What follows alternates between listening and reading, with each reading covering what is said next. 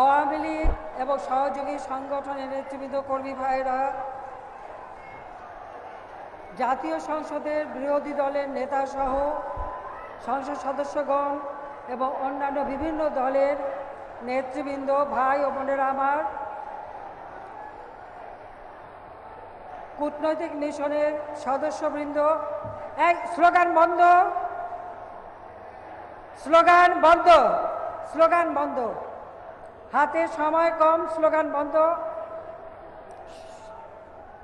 সব স্লোগান বন্ধ। সবাই বসেন, বসেন।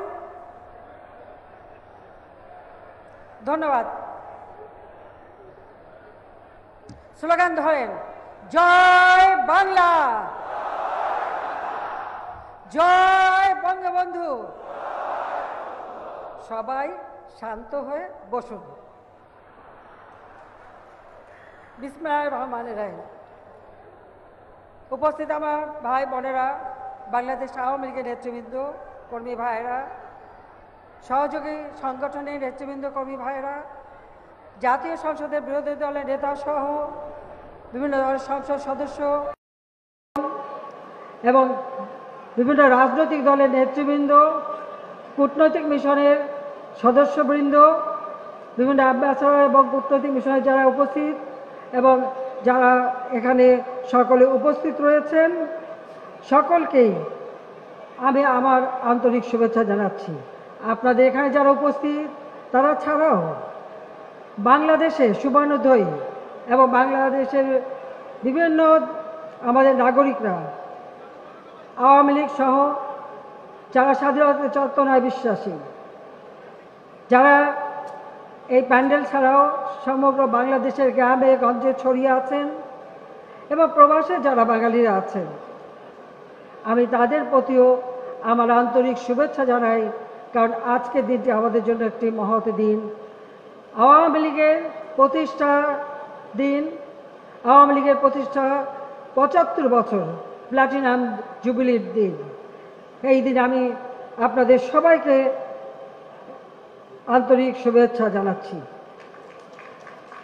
আমি পরম শ্রদ্ধাভরে স্মরণ করি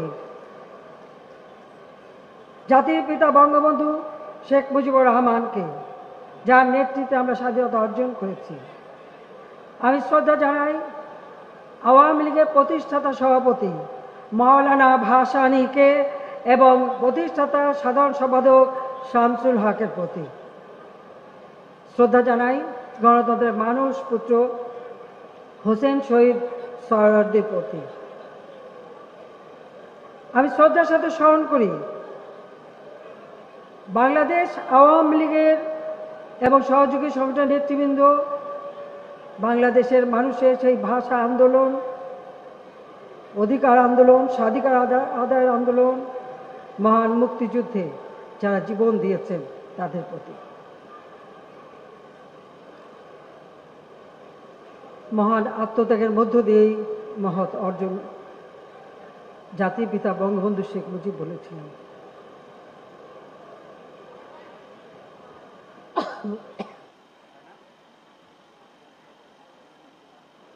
তার নেতৃত্বে আমরা স্বাধীনতা পেয়েছি,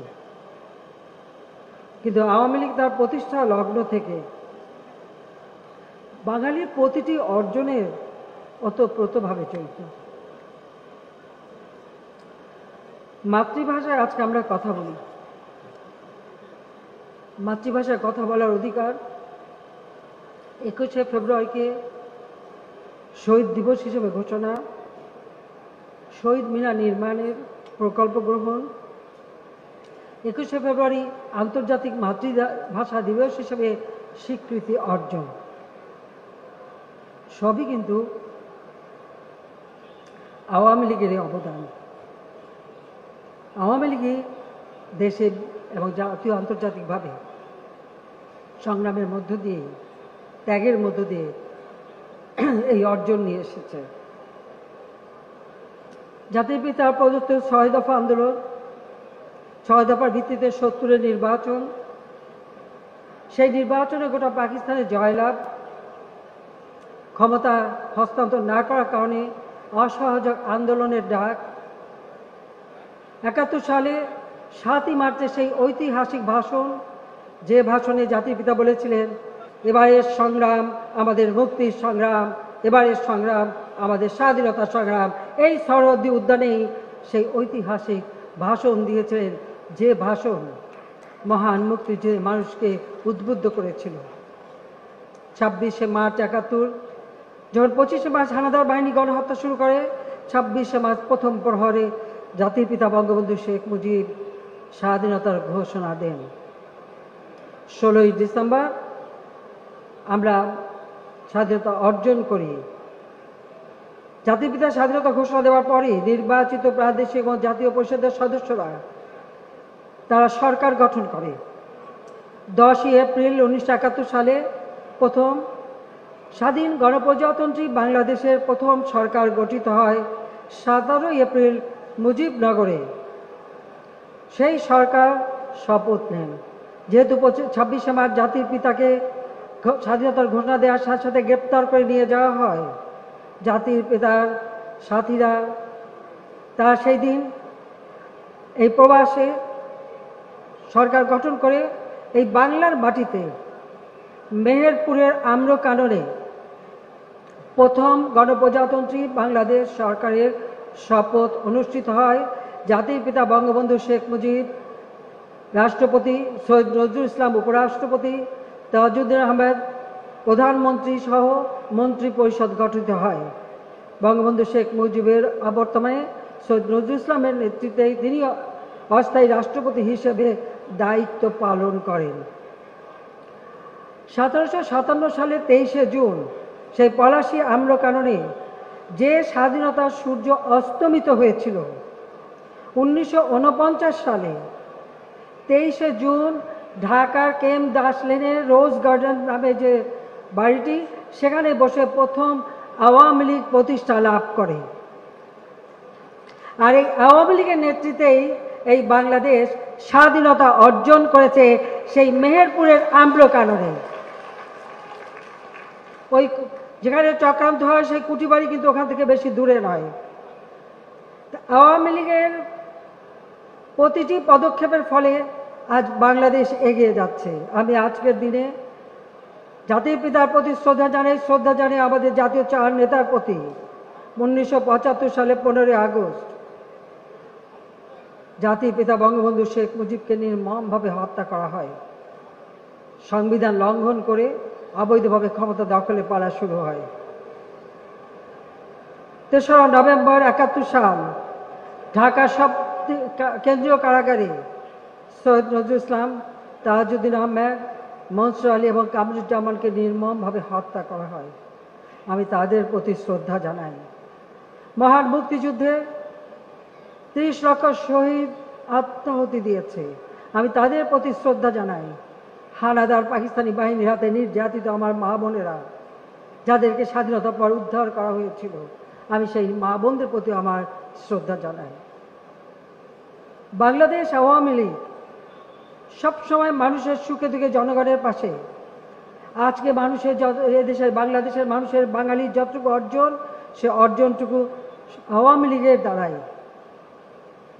কিন্তু বারবার এই দলের উপর আঘাত এসেছে, বারবার এই দলকে খণ্ড বিখণ্ড করা হয়েছে, বারবার এই দলের নিশ্চিহ্ন করবার চেষ্টা করা হয়েছে। সেই আইয়ুব খানের 58 সালে যখন শুরু, তখন থেকে নিয়ে শুরু করে বারবার এইভাবে আঘাত এসেছে। কিন্তু আওয়ামী লীগ গণমানুষের সংগঠন, আওয়ামী লীগ জনগণের অধিকার আদায়ের সংগঠন, আওয়ামী লীগ জনগণের আর্থসামাজিক উন্নতি করার সংগঠন। কাজে বারবার আঘাত এসেও এই সংগঠনকে কোনো ক্ষতি করতে পারে নাই। ফিনিক্স পাখির মতো যেমন সেই পুড়িয়ে ফেলার পরেও ভস্ম থেকে জেগে ওঠে, এই আওয়ামী লীগ ঠিক সেইভাবেই জেগে উঠেছে। খুব বেশি দিনের কথা না, 2007 সালেও চেষ্টা করা হয়েছিল আওয়ামী লীগ নিশ্চিহ্ন করে দিয়ে নতুন কিংস পার্টি গড়ে তুলবে, সেটাও সফল করতে পারেনি। তার কারণ আওয়ামী লীগের মূল শক্তি হচ্ছে বাংলাদেশের জনগণ, সাধারণ জনগণ, তৃণমূলের মানুষ, আওয়ামী লীগের অগণিত নেতা কর্মী, মুজিব আদর্শের সৈনিক। এই সৈনিকরা কখনো পরাভব মানে না। মাথা নত করে না। হয়তো কখনো কখনো কোনো নেতারা ভুল করেছেন, কেউ মনে করেছেন আওয়ামী লীগে থাকতে তারাই বড় নেতা, দলের থেকে নিজেকে বড় মনে করে কেউ দল ছেড়ে গিয়ে অন্য দল করেছেন, কেউ দল ছেড়ে চলে গিয়েছেন, কিন্তু তারা ভুল করেছেন। কেন? আপনারা দেখেন আকাশে মিটিমিটি তারা জ্বলে, তারা আলোকিত হয় কার দ্বারা? সূর্যের আলোতে আলোকিত হয়। যে সকল নেতারা ভুল করেছিলেন, তারা ভুলে গিয়েছিলেন, তারা আলোকিত এই আওয়ামী লীগের নেতৃত্বে ছিলেন বলেই এখান থেকে চলে যাওয়ার পর ওই তারা আর জ্বলে নাই, তারা আস্তে আস্তে নিবু কেউ কিছু মিটেই গেছে। কেউ ভুল বুঝে হয়তো ফেরত এসেছে, আমরা নিয়েছি। আবার কেউ এখনো বিভিন্নভাবে আওয়ামী লীগ সরকার পতন, ধ্বংস, নানা জল্পনা কল্পনা করে যাচ্ছে। কিন্তু আওয়ামী লীগ প্রতিষ্ঠা লাভ করেছেই তো বাংলার মানুষের ভাগ্য পরিবর্তনের জন্য, যা আমরা প্রমাণ করেছি। 75-15 আগস্টের পর বারবার ক্ষমতা বদল হয়েছে, কিন্তু প্রত্যেক ক্ষমতা বদল হয়েছে হয় অস্ত্রের মাধ্যমে, ষড়যন্ত্রের মাধ্যমে। জনগণের গণতান্ত্রিক অধিকার ছিল না, জনগণের খাদ্য, বাসস্থান, আহার, বাসস্থান, চিকিৎসা, শিক্ষা কোনো ভাগ্যই পরিবর্তন করতে তারা পারেনি। নিজেদের বিলাসিতা, অর্থ সম্পদ বানানো, অর্থ পাচার, দুর্নীতি, সন্ত্রাস, জঙ্গিবাদ, খুন খারাপি, অস্ত্রের ঝনঝনানি, শিক্ষা প্রতিষ্ঠানে অস্ত্রের ঝনঝনানি, এটাই ছিল তাদের কাজ। ওই অস্ত্র দিয়ে, অর্থ দিয়ে, মেধাবীদের, ছাত্রদের বিপদে নিয়ে ওখানেই তারা ক্ষমতার ভিত্তি তৈরি করতে চেয়েছিল, কিন্তু ব্যর্থ হয়েছে তারা ভুলে গেছে জনগণের শক্তি অপরিসীম শক্তি। আর আওয়ামী লীগ জনগণের শক্তিতেই বিশ্বাস করে। আর তাই 96 সালে সরকার এসে আমরা অনেক দূর এগিয়েছিলাম, কাজ করেছি। বাংলাদেশের মানুষ প্রথম উপলব্ধি করতে পেরেছিল একটি দলের কাজ হচ্ছে জনগণের সেবা করা। ঠিক স্বাধীনতার পর যখন আমার বাবা জাতির পিতা বঙ্গবন্ধু শেখ মুজিব তিনি ফিরে আসেন সেই পাকিস্তানি কারাগার থেকে, 72 সালে দায়িত্ব নেন, 10ই জানুয়ারি তিনি ফিরে এসেছিলেন। এই শরৎদি উদ্যানেই তিনি ভাষণ দিয়ে কিভাবে একটি স্বাধীন রাষ্ট্র গঠিত হবে, কিভাবে এই দেশ চলবে, সেই দিক নির্দেশনাও দিয়েছিলেন। এবং সেই মোতাবেক সময় পেয়েছিলেন মাত্র 3 বছর 7 মাস। যুদ্ধ বিধ্বস্ত দেশ, শোষিত বঞ্চিত দরিদ্র মানুষের হাহাকার, ওই অবস্থায় দেশকে গড়ে তুলে তিনি স্বল্পোন্নত চেয়ে উন্নীত করেছিলেন। স্বল্পোন্নত দেশে মাত্র 3 বছরের মধ্যে উন্নীত করা পৃথিবীর ইতিহাসে কেউ করতে পেরেছে বলে আমি জানি না, কিন্তু বঙ্গবন্ধু শেখ মুজিব করতে পেরেছিলেন, কারণ এই সংগঠন ছিল সবসময় বঙ্গবন্ধুর পাশে। যুদ্ধের পর বাড়ি বাড়ি খাবার পৌঁছানো, রিলিফ পৌঁছানো, পায়ে হেঁটে, নৌকায় করে, এই আওয়ামী লীগের নেতৃবৃন্দই তারাই এই কাজ করেছে, তারাই পাশে দাঁড়িয়েছে গণমানুষের, যে কারণে এটা সম্ভব হয়েছিল। কিন্তু এরপর আমরা যদি দেখি 21 বছর ইতিহাস, পিছনে চলে যাওয়ার ইতিহাস, বঞ্চনার ইতিহাস, ক্ষুধার্ত নরনারীর হাহাকার ইতিহাস, দুর্ভিক্ষের ইতিহাস, জঙ্গিবাদ সন্ত্রাসের ইতিহাস। 2008 সালের নির্বাচন, আওয়ামী লীগ এককভাবে 233টা আসন পেয়েছিল। বাংলাদেশের জনগণ আস্থা রেখেছিল আওয়ামী লীগের উপর। এরপর আর পিছনে ফিরতে হয়নি। এরপরে হচ্ছে বাঙালির এগিয়ে যাবার পালা। এবং আজকে 2024-এ দাঁড়িয়ে বলতে পারি যে আমরা যে ঘোষণা দিয়েছিলাম ডিজিটাল বাংলাদেশ করব, আমরা করেছি। দারিদ্র্যের হার কমিয়েছি, আমরা দেশের মানুষের ভাগ্য পরিবর্তনে যে কাজ করেছে, আজকের বাংলাদেশ বিশ্বে মর্যাদা পেয়েছে। আমি একটু বলতে চাই, যেখানে দারিদ্র্যের হার 2006 সালেও ছিল 41.51%, সেটা আমরা কমিয়ে এনেছি 18.7%। যেখানে অতি দরিদ্রের হার 25.1% ছিল, তা আমরা নামিয়ে এনেছি 5.6 ইনশাল্লাহ আর কোনো অতি দরিদ্র বলে বাংলাদেশে কেউ থাকবে না। সেই লক্ষ্য নিয়ে আমরা কাজ করে যাচ্ছি। মানুষের আয়ুষ্কাল মাত্র 2006 সালেই ছিল 59 বছর, আজকে তা 72.8 প্রায় 73 বছরে উন্নীত হয়েছে। আমাদের মানুষের সুপেয় পানির ব্যবস্থা, মাত্র 55% মানুষ সুপেয় পানি পেত, আজকে 98.8% মানুষ সুপেয় পানি পেতে পারে। সেই ব্যবস্থা গ্রামগঞ্জে পর্যন্ত আমরা নিয়ে গেছি। স্যানিটারি ল্যাট্রিন যা ছিল মাত্র 43% মানুষ ব্যবহার করত, এখন 97.32%, 2 গুণেরও বেশি আমরা বৃদ্ধি করেছি। শিশু মৃত্যু হার যেখানে প্রতি 1000-এ 84 জন ছিল, আজকে তা কমে 21 জন, 4 গুণ আমরা হ্রাস করেছি। মাতৃ মৃত্যু হার প্রতি লক্ষে 370 জন হতো, আজকে তা 156 জন, 2.5 গুণ আমরা কম করতে পেরেছি। পাশাপাশি কথা দিয়েছিলাম ঘরে ঘরে বিদ্যুৎ দেব, আজকে আমরা ঘরে ঘরে বিদ্যুৎ দিতে সক্ষম হয়েছি, যেখানে বিদ্যুৎ উৎপাদন যা আমরা পেয়েছিলাম মাত্র 3782 মেগাওয়াট, আজকে প্রায় 30,000 মেগাওয়াটের কাছাকাছি বিদ্যুৎ উৎপাদনের সক্ষমতা আমরা অর্জন করেছি। আমাদের বিদ্যুৎ সুবিধা শতভাগ। আমাদের সাক্ষরতার হার 96 সালে পেয়েছিলাম 45 ভাগ, বৃদ্ধি করেছিলাম 65.5 ভাগে। 8 বছর পর সরকার এসে দেখি আবার তা সেই 45 ভাগে নেমে গেছে। আমাদের প্রচেষ্টার ফলে আজকে সেই সাক্ষরতার হার 76.8%-এ উন্নীত করতে সক্ষম হয়েছি। প্রাথমিক শিক্ষায় মেয়েদের অংশগ্রহণ তা ছিল 54 ভাগ, আজকে 98.25 ভাগ মেয়েরা প্রাথমিক পর্যায়ে স্কুলে যাচ্ছে।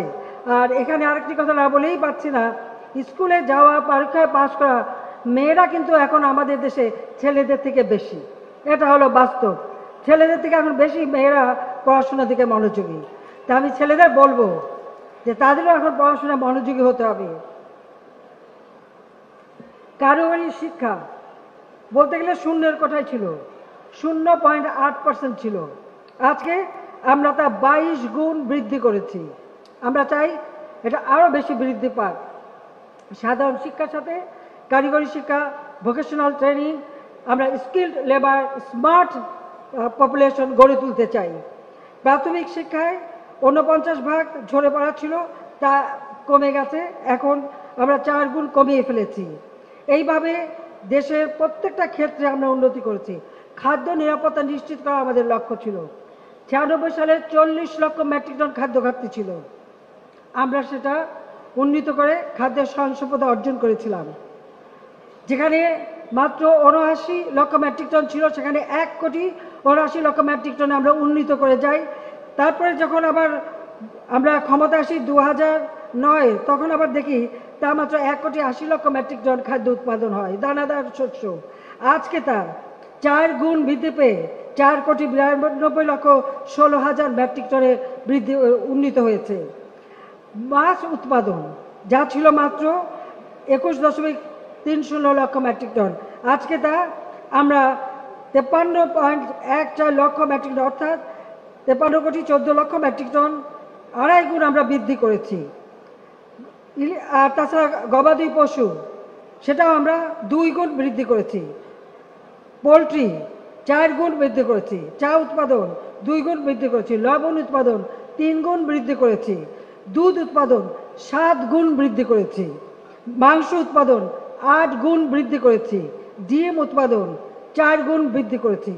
অর্থাৎ প্রতিটি ক্ষেত্রেই বাংলাদেশ এগিয়ে যাচ্ছে। বাংলাদেশের মানুষ তাদের মৌলিক চাহিদা পূরণ করতে পারুক, সেটাই আমাদের লক্ষ্য। আর সেই লক্ষ্য নিয়েই আমরা কাজ করে যাচ্ছি।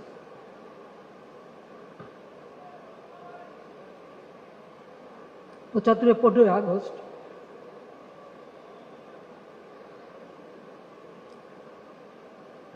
আমার ছোট বোন, আমি বিদেশে ছিলাম, যেদিন শুনলাম আমাদের কেউ নেই, বাবা মা ভাই সবাইকে নির্মমভাবে হত্যা করা হয়েছে। আমার মা বেগম ফজিলাতুন্নেসা আমার ছোট 3 ভাই, মুক্তিযোদ্ধা ক্যাপ্টেন শেখ কামাল, মুক্তিযোদ্ধা লেফটেন্যান্ট শেখ জামাল। আমার ছোট্ট ভাইটি বয়স মাত্র 10 বছর, রাসেল। সেই শিশুটিও রেহাই পায়নি। কামাল জামালের নবপরিণীত বধূ সুলতানা এবং পারভিন জামাল রোজি, মাত্র কিছুদিন আগেই তাদের বিয়ে হয়। তাদের হাতে মেহেদির রং তখনও মোছেনি, কিন্তু তাদের বুকের রক্তে সেই মেহেদির রং ঢেকে যায়। আমার একমাত্র চাচা, তিনি পঙ্গু ছিলেন, মুক্তিযোদ্ধা ছিলেন, তাকেও খুনিরা রেহাই দেয়নি। যুবনেতা শেখ ফজলুল হক মনি মুক্তিযোদ্ধা এবং তার অন্তঃসত্ত্বা স্ত্রী আরজুমণি, কৃষক নেতা আব্দুর রাফ সানিয়াবাগ, তার 13 বছর মেয়ে বেবি, 10 বছরের ছেলে আরিফ, 4 বছর নাতি সুকান্ত, তাদেরকেও নির্মমভাবে হত্যা করে গুলির আঘাতে। আমার ফুপু পঙ্গু ছিল, আমার 2 ফুফাতো বোন গুলিতে আহত ছিল, ফুফাতো ভাই গুলিতে আহত ছিল। আব্দুর রাফ সানিয়াবাগ তিনিও একজন মুক্তিযোদ্ধা সংগঠক ছিলেন। এইভাবে 15 আগস্ট সমস্ত আপন জনকে হারায়। আমরা জার্মানিতে তখন আমরা আশ্রয় পেয়েছিলাম ভারতে, দেশে আসতে পারিনি। তখন জিয়াউর রহমান ক্ষমতায় অবৈধভাবে এসে ক্ষমতা দখল করেছে, আমাদের আসতে দেবে না।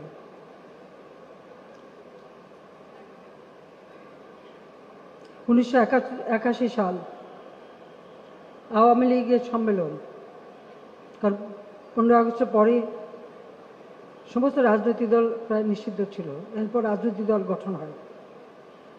তখন আওয়ামী লীগের কনফারেন্সে আমার অবর্তমানে আমাকে সভাপতি নির্বাচিত করে।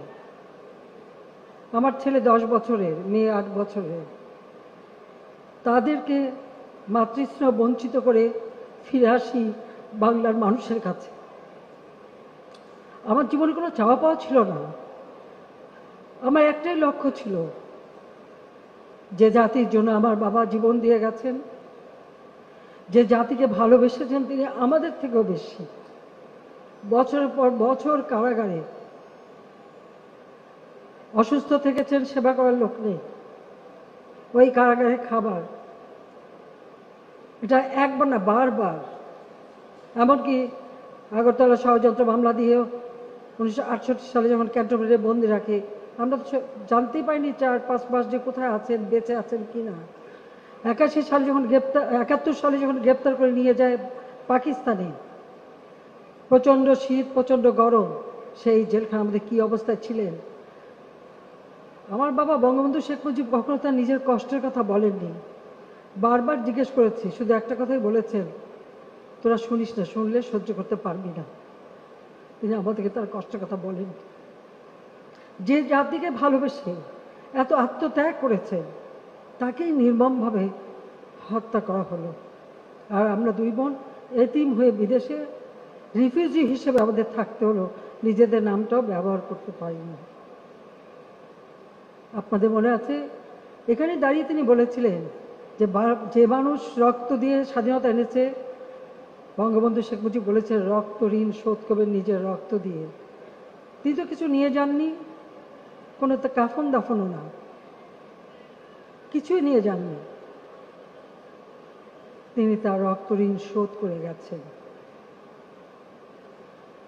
আমার বাবা প্রায় রবীন্দ্রনাথের এই কবিতাটা তিনি সবসময় উচ্চারণ করতেন।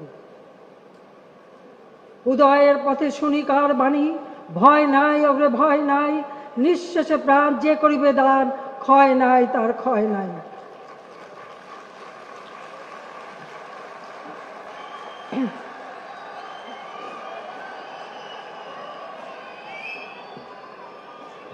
আমি এখন মাঝে মাঝে ভাবি, তিনি যে এই কথাটা উচ্চারণ করতেন, কত সত্য কথা।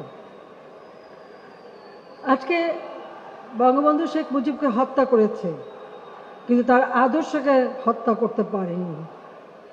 আর আমি বড় সন্তান হিসেবে পাশে থেকে জেনেছি তার স্বপ্ন, কিভাবে তিনি বাংলার মানুষের ভাগ্য পরিবর্তন করতে চান। প্রায় আমাদের কাছে গল্প করতেন। আর তাই সব স্নেহ মায়া মমতা ত্যাগ করে ফিরে এসেছিলাম এমন একটা দেশে, যেখানে যুদ্ধ অপরাধীদের বিচার শুরু করেছিলেন আমার বাবা, সেই আইন বন্ধ করে দিয়ে সমস্ত অপরাধীদের মুক্ত করে রাজনীতি করার সুযোগ দেয় জিয়াউর রহমান। 15 আগস্টের খুনি, আত্মস্বীকৃত খুনি, তাদেরকে ইনডেমনিটি অর্ডিন্যান্স দিয়ে বিচারের হাত থেকে মুক্ত করে তাদের রাজনীতি করার সুযোগ, বিভিন্ন দূতাবাসে তার চাকরি দিয়ে তাদের পুরস্কৃত করা হয়। আমি সেই একটি জায়গায় ফিরে আসি শুধু একটা চিন্তা থেকেই, যে এদেশের মানুষের ভাগ্য পরিবর্তন করতেই হবে, মানুষকে সুখী সমৃদ্ধ জীবন উপহার দিতে হবে। 2020 সালে জাতির পিতার জন্মশতবার্ষিকী উদযাপন করেছি, 21 সালে স্বাধীনতা সুবর্ণ জয়ন্তী। ঠিক সেই সময় আমরা পেলাম সুখবর, বাংলাদেশ স্বল্প উন্নত দেশ থেকে উন্নয়নশীল দেশে উন্নীত হবার সুযোগ পেয়েছে। 2026 সালে আমাদের যাত্রা শুরু হবে উন্নয়নশীল দেশ হিসাবে। আমরা নিয়েছি তার প্রস্তুতি। পাশাপাশি 2008-এ নির্বাচনী ইস্তাহারে যে ঘোষণা দিয়েছিলাম দিন বদলের সনদ, আজ প্রকৃতভাবেই আমরা দিন বদল করেছি। আজকে আমাদের লক্ষ্য 21 থেকে 41, 2041 সালের বাংলাদেশকে করব আমরা স্মার্ট বাংলাদেশ। এই স্মার্ট বাংলাদেশ গড়ে তুলব। আর 2100 সালের ডেল্টা প্ল্যানও আমরা তৈরি করেছি। বাংলাদেশ এগিয়ে যাচ্ছে, বাংলাদেশ এগিয়ে যাবে। আওয়ামী লীগ এদেশের মানুষের ভাগ্য পরিবর্তন করেছে, এদেশের মানুষকে ক্ষুধা দারিদ্র্যমুক্ত উন্নত সমৃদ্ধ সোনার বাংলা অবশ্যই দেবে। স্মার্ট বাংলাদেশ, স্মার্ট সোনার বাংলা ইনশাআল্লাহ আমরা গড়ে তুলব। আওয়ামী লীগের যে তারা জীবন দিয়ে গেছেন, তাদের সকলের প্রতি আমার শ্রদ্ধা জানাই। সেই মহান আত্মত্যাগের মধ্য দিয়েই আজকে আমরা দেশকে এগিয়ে নিয়ে যাচ্ছি। আমার একটাই আবেদন থাকবে আমাদের সংগঠনের প্রতিটি নেতা কর্মীর কাছে, সংগঠনকে সুসংগঠিত করতে হবে। যে কোনো একজন রাজনীতিবিদের জীবনে সংগঠনটা হচ্ছে সবচেয়ে শক্তিশালী। যদি সংগঠন শক্তিশালী হয় আর দেশের গণমানুষের সমর্থন পাওয়া যায়, যতই ষড়যন্ত্র হোক, হ্যাঁ মৃত্যুর কাছে সে সবাই যে সময় হতে পারে, যখন হতে পারে, যে কোনো সময় মৃত্যু আসতে পারে। তার জন্য আমি কোনোদিনই ভীত না, কখনো ভয় পাইনি, পাবো না। কিন্তু যতক্ষণ শ্বাস ততক্ষণ আস, বাংলাদেশের মানুষের ভাগ্য পরিবর্তনে আমার বাবার যে চিন্তা চেতনা তা বাস্তবায়ন করে এদেশের মানুষকে একটা উন্নত জীবন দেব, এটাই আমাদের লক্ষ্য। আর সেই কারণেই প্রত্যেক নেতা কর্মীকে এই প্রতিষ্ঠা বার্ষিকীতে বলবো, আপনারা একবার চিন্তা করে দেখেন যে এই আওয়ামী লীগের নেতা কর্মীরা কত কষ্ট করেছে, বারবার আঘাত এসেছে, বারবার তার সেই আঘাত পেয়েছে, পরিবারগুলি কষ্ট করেছে, কিন্তু এই সংগঠন ধরে রেখেছে। কাজেই যেমন সংগঠন করতে হবে, সেইভাবে জনগণের আস্থা বিশ্বাস, যেটা আমাদের মূল শক্তি, সেই আস্থা বিশ্বাসটা অর্জন করতে হবে। আর সেই আস্থা বিশ্বাস অর্জন করতে পেরেছি বলেই বারবার জনগণ আমাদের ভোট দিয়েছে। আর বারবার ক্ষমতায় সেই দীর্ঘ সময় বাংলাদেশের ইতিহাসে 2009 থেকে এই 24 পর্যন্ত গণতান্ত্রিক ধারা অব্যাহত আছে। আর গণতান্ত্রিক ধারা অব্যাহত আছে বলেই আজকে আর্থসামাজিকভাবে বাংলাদেশ এগিয়ে যাচ্ছে, বাংলাদেশের উন্নতি হচ্ছে। বাংলাদেশ আজকে বিশ্ব দরবারে উন্নয়নের রোল মডেল হিসেবে স্বীকৃতি পেয়েছে, বিশ্বে আজকে মাথা উঁচু করে চলার সুযোগ সৃষ্টি হয়েছে।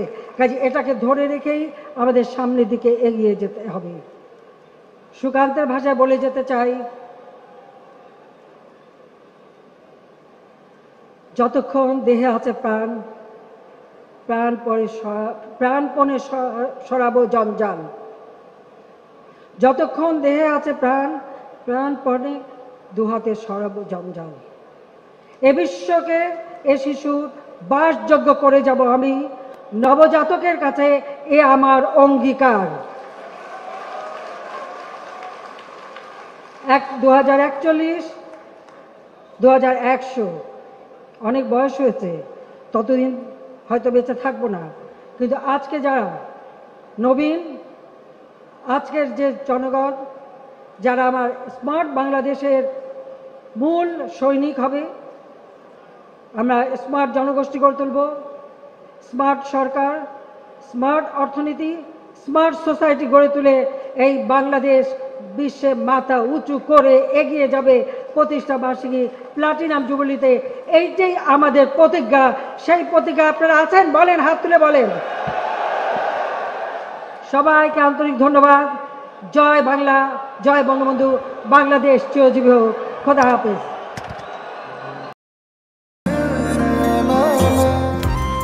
আমি মনে হয় তোমারে ভালোবাসি, মনে হয় না, আসলেই ভালোবাসি।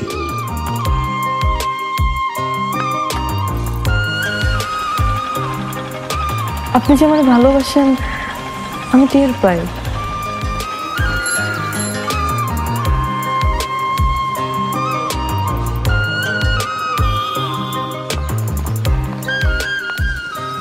বুকের বাম পাশে যে ব্যথাটা হয়, ওই ব্যথাটার কাছে প্রশ্ন করে দেখো না, ভালোবাসো কিনা।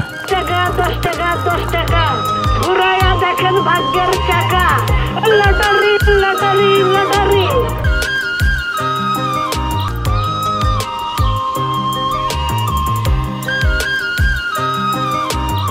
আপনি না চোখের যন্ত্রণা বুঝতে পারেন, বুঝে নেন।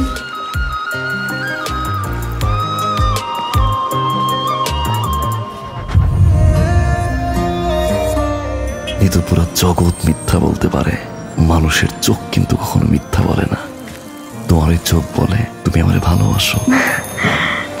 আপনি কি আমারে দেখছেন?